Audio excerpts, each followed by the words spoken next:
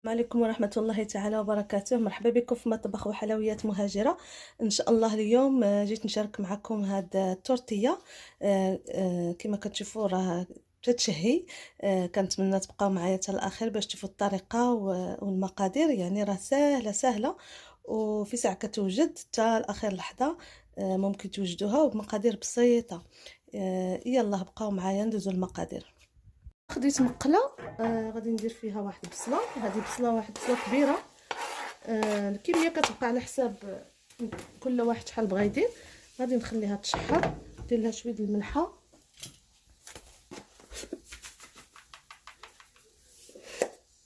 هنا بعد ما تحمرات شويه البصله، هنا خديت شويه ديال البطاطا، يعني على حساب الكميه كما قلت لكم.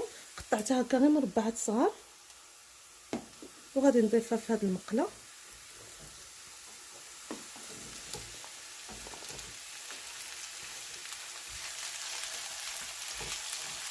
هنا عندي واحد خزويه اللي حكيت، خزويه غير صغيره كانت شايطه ليا وانا نزيدها هنايا. ممكن تستغناو عليها ولا ممكن تزيدوا اي نوع ديال الخضره اخرى، يعني بحال الفلفله ولا القرعه محكوكه. المهم كاع داكشي كيتناسب مع هاد البطاطا.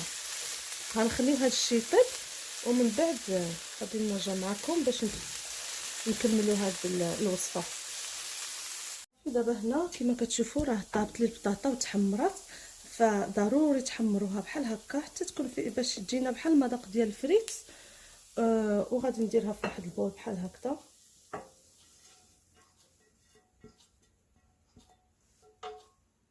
عندي هنايا 4 ديال البيضات، والبيض كيبقى كذلك على حساب شحال الاشخاص عندكم. غادي نحاول نطربهم.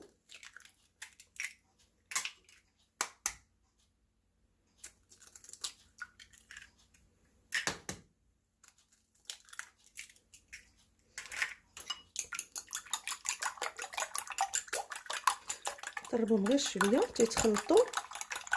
نضيف لهم شويه ديال الملحه.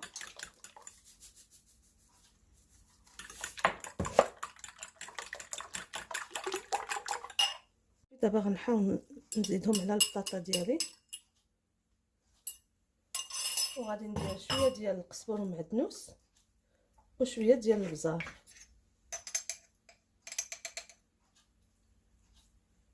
صافي، وغادي نخلطهم مزيان. فهذه وصفه سهله ديال اخر دقيقه، يعني الدراري كيبغيوها، الكبار كيبغيوها. ممكن ديروها للغدا مع شي حاجه اخرى ولا غير بوحدها ولا هكذا الكوتي، راه كتجي زوينه. نفس المقله، يعني ما غسلتها ما والو، زدت فيها غير واحد قطيره ديال الزيت وغادي نعاود نخوي فيها هذا الخليط ديالي.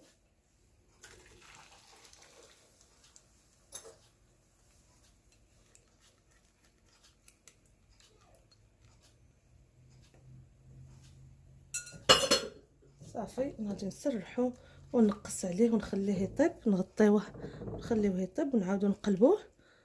وغادي نوريكم في التالي كي غادي يجي.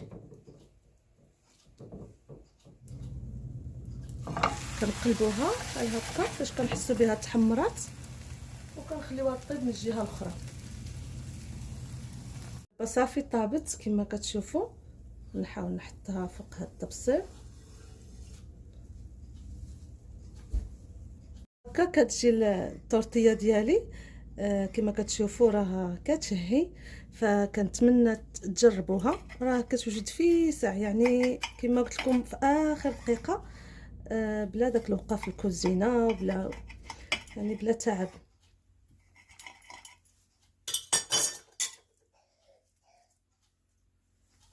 كما كتشوفوا كتجي بحال هكا. فكنتمنى تجربوها، وإلا عجبكم الفيديو ديروا الشير وتابوناو بالنسبه للناس الجداد. وكنشكركم على الفيديو اللي قبل، يعني لقى واحد التفاعل كبير. فكنتمنى نفس الشيء لهذا الفيديو، وان شاء الله نتلاقاو في وصفات مقبله. والسلام عليكم ورحمه الله تعالى وبركاته.